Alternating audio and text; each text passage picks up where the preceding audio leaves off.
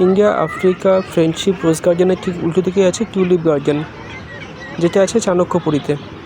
দিল্লিতে আরও হয়তো অনেক জায়গাতেই টিউলিপ গার্ডেন আছে, যেটা আমি খবরে দেখেছি, কিন্তু নিজে চোখে সেখানে ঘুরে দেখা হয়নি। আমরা অনেক পার্কেই গোলাপ দেখতে পারি, কিন্তু টিউলিপ দেখতে গেলে আমাদের প্রথমেই মাথায় আসে কাশ্মীর। কিন্তু কাশ্মীরে না গিয়েও টিউলিপ দেখা যায় টিউলিপ গার্ডেনে গিয়ে দিল্লিতে। এখানেও নানা রকমের আর কি টিউলিপ আছে, যেমন লাল আছে, হলুদ আছে, সাদা আছে, বেগুনি আছে, আরও অনেক রঙের, যেগুলো দেখতে খুবই সুন্দর লাগে, খুবই ভালো লাগে।